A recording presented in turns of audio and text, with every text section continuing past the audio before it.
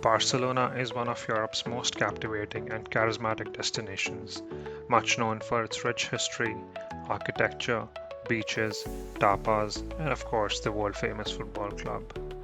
It is one of those cities that truly has a bit of everything to offer, and the best time to visit Barcelona is between May to June as summer kicks in. Let's jump right into a 3-day itinerary to show you what the city has to offer. We started our day with a bike tour from Gothic Quarter, and we were instantly blown away by the oldest part of Barcelona that we booked a walking tour for day 3. Back to our bike tour, we started off with the Barcelona Cathedral, which dates back to the 13th century and is one of the city's oldest and most historic buildings. We then took a pit stop at Caganer souvenir shop, which serves as a Christmas tradition in Catalan. It was really fun to see all these famous people pooping, because well, everyone does. My favorite was definitely Messi pooping with the World Cup trophy. Next up, we took a stop at Arc de Triomphe, which is a memorial arch built as the main access gate for the 1888 Barcelona World Fair. Interestingly, Paris's Eiffel Tower was one of the rejected projects for this site. We then headed to Citadel Park, which is built on the grounds where city's fortress once stood, and this park was redesigned for the Barcelona World Fair. We also had a snack break here, in which we got our very own Indian samosa and tea. For the next bit, we rode for a while and stopped for a few minutes at the much-awaited Sagrada Familia. We will return to Sagrada on day 3 for the inside tour. And then the bike tour ended with us biking down to the Barcelona beaches, which are surprisingly man-made and were built for the 1992 Olympic Games. Even the palm trees here are not native to Barcelona, but nonetheless it's a treat to the eyes. We were definitely impressed by all these stops along the route and the knowledge of our guide Sam. A special shout out to him, who made the whole tour so much more fun and entertaining. For the second half of the day, we visited Casa Mia and Casa Battlo. Casa Mia, also known as La Pedrera, is a residential building which was built by Antoni Gaudí in the early 20th century for the couple Roser Segimon and Pere Mia.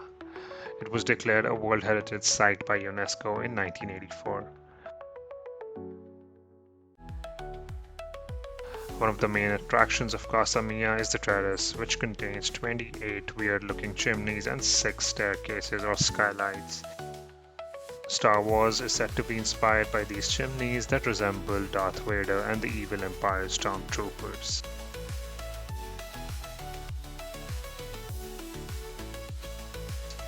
After that, we walked for 5 minutes to Casa Battlo, which is another UNESCO World Heritage Site. One thing that Gaudí never lost sight of was the functionality of the house. Gaudí was very creative in incorporating color on the patios, and the house was inspired by many natural creatures. This building is a representation of Antoni Gaudí's modernism work and the way he thought. His choice of colors and the shapes were also inspired by nature. The terrace also has peculiar looking chimneys sticking out. A total of 4 different chimney stacks can be found, which were designed to prevent backtrots.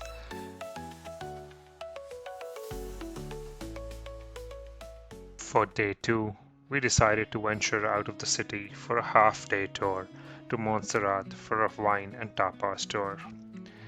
Back in the 9th century, shepherds here discovered a statue of the Virgin Mary in a cave, which led to the establishment of the monastery.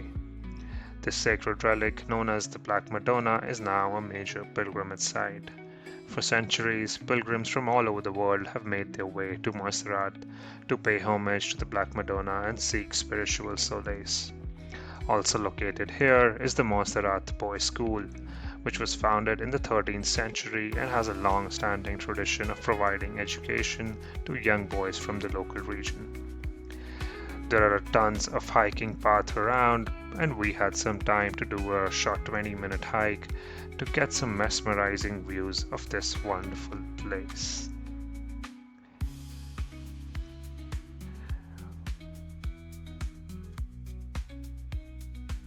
We ended our tour with a stop at a vineyard to try some local wines and tapas.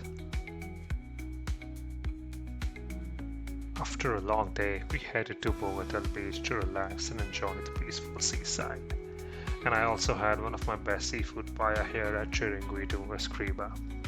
Right next to Bogatell Beach is also a nude beach called Marbella Beach, so if you fancy something like that, definitely check it out. Day 3 started with another must-do on our list, the Old Town walking tour by Donkey Tours. We were back at Barcelona Cathedral and glanced through the not-so-famous but more authentic market, Mercat de Santa Caterina. We walked through El Bon Gothic Quarter, the Jewish Quarter, and Santa Maria del Mar, the only surviving church in the pure Catalan Gothic style. Another one from Gaudi's vault and another UNESCO World Heritage Site since 1984 is Park Guell. Gaudi designed and built this 12-hectare landmark just before the outbreak of World War I and officially opened as a public park in 1926.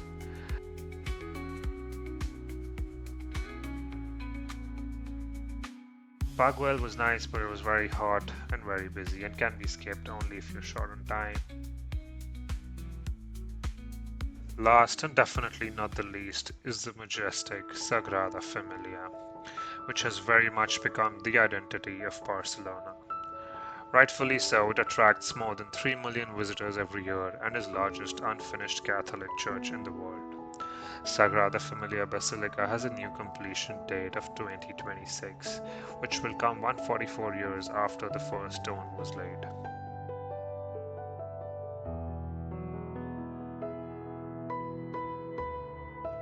The interior pillars resemble trees, and when looking up, the shapes of the pillars also change as do those of the trees.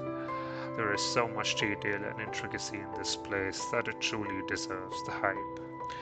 Definitely get the audio guide, take time inside to cherish the interiors, and try to go on early or later in the day.